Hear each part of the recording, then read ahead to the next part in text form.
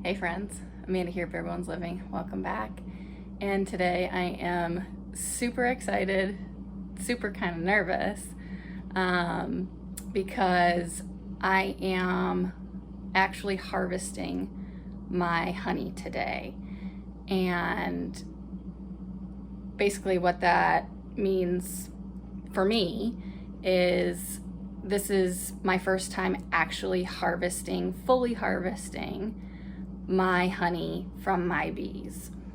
And if you've seen any of my previous videos on my bees or anything like that, I am now in my second year of beekeeping, and I started raising bees last year with a nuke, which was a colony of bees with a queen, and you get 5 frames of bees and brood, which are the eggs, the baby bees, and the queen already in there. And I put them into brand new hives that did not have drawn comb, and they had to do all that work last year to pull out all the comb for future brood, future eggs, future bees. And then all of last year, all the nectar that they brought in, they used to pull that comb. And then after that comb was pulled and they laid all their eggs, or the queen laid all the eggs, and all the other bees came out and they pulled more comb for honey, they needed to keep all that honey over the winter to survive the winter. So I didn't get to harvest anything last year because they needed all that to last through the winter. In January, or maybe it was February, I can't remember exactly when it was, but January, February, they still had a lot. My strong hive, I have 2 hives, my strong hive still had a lot of capped honey, which means they lasted through the winter, they ate what they needed to, and they still had a bunch of honey that they didn't use yet. And things around me were already starting to bloom. So there was already a nectar flow, and I took 5 frames in January or February, whenever that was, and I did get some honey from that. And for that, I had to go to one of my mentors' houses and use his equipment, his extractor, things like that, and he extracted my honey for me. And that's what I took a video of. It was just I just did a short on it because I was at his house using his stuff, and I didn't feel like putting him on the spot and doing a video on it. So I did get honey, my own honey, from my own bees, but not with my own equipment. And that was honey that was harvested last year that I got at the beginning of this year. Now this year, I harvested around 4th of July. I went in right before 4th of July, and each of my hives had honey supers on them because they had already done all that work to pull all that wax. And so now they were just packing it away. And you can harvest in spring and you can harvest in fall. Some people do both, some people don't. I don't know yet what I'm going to do, but I did go in right before 4th of July, and only 5 frames were fully capped. And capping, the bees cap the honey when they have it full and they have dried it out to the point where it is good, safe honey. And that's one of the indicators as a beekeeper that, you know, this is honey that is actual honey. They've gotten it to the correct water content. You want it below 18%. You can use something like this. This is a refractometer that I bought to check the moisture content. So I bought one of those because only 5 of my frames were capped. And apparently last year this was an issue too, and some speculation was that it had something to do with the humidity and the bees just weren't capping it. So the rest of my honey supers had honey in them, but they weren't capped. So I didn't have an extractor. I didn't have anything to extract any of my own honey. And I did not want to have to depend on anyone else and be on anyone else's timetable. So I bought my own stuff. Like you saw, I bought a refractometer because what was happening last year is they just didn't cap it last year for whatever reason. But when we tested it with the refractometer, it was in the correct realm of good moisture. It was below 18%. And it was good honey.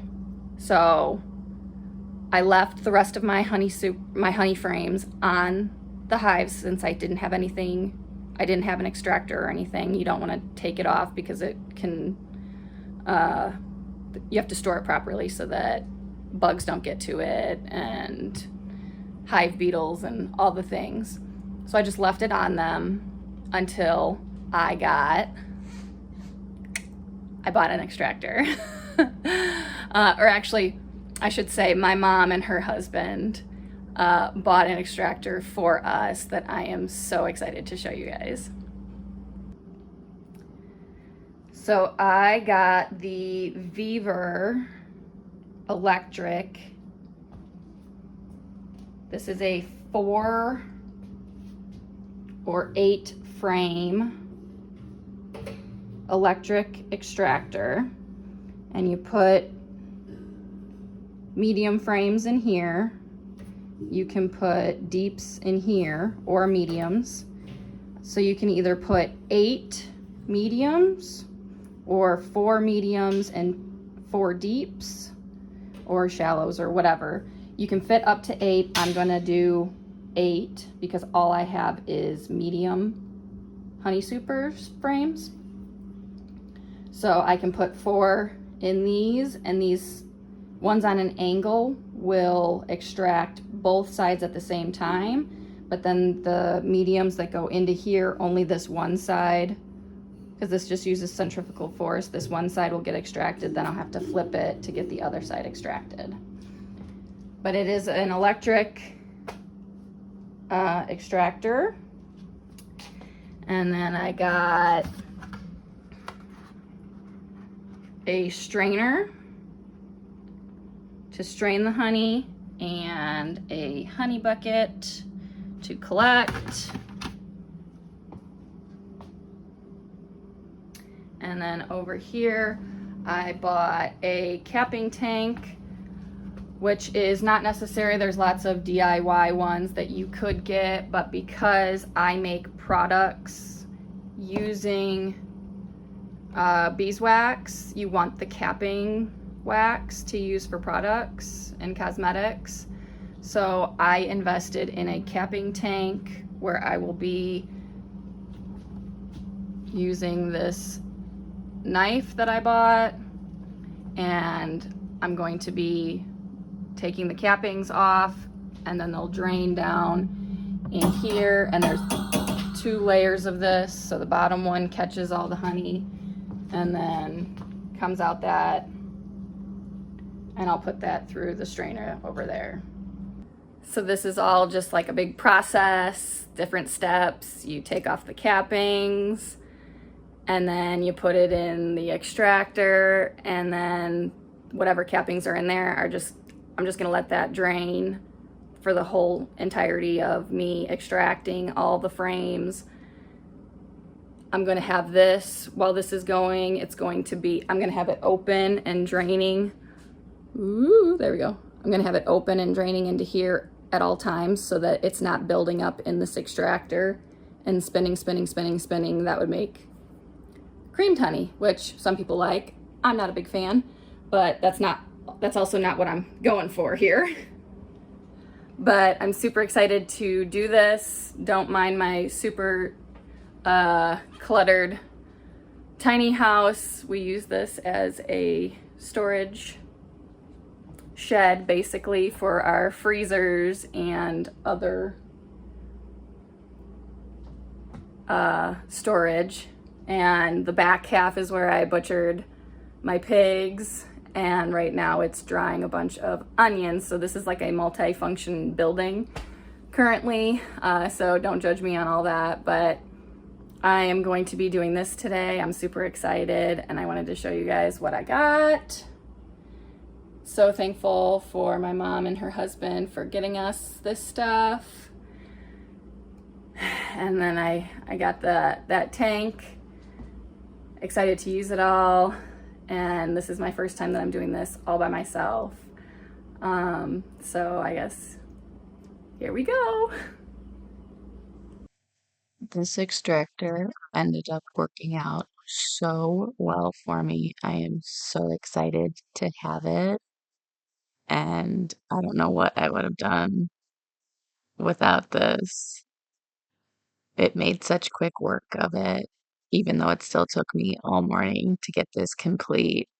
I ended up extracting out of 21 frames. Not all of those frames were completely filled. Some of them were, but nevertheless, I did extract from 21 frames.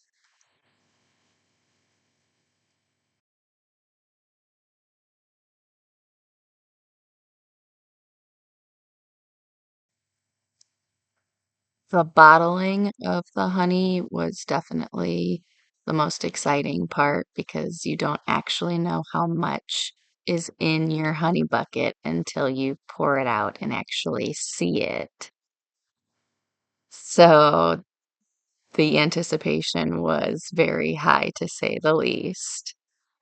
And I did end up getting a little just under 2.5 gallons of honey from everything that I extracted after I scooped out with like a spatula, got all the honey out of all of my like extractor and my tank and scraping out the bottom of this bucket.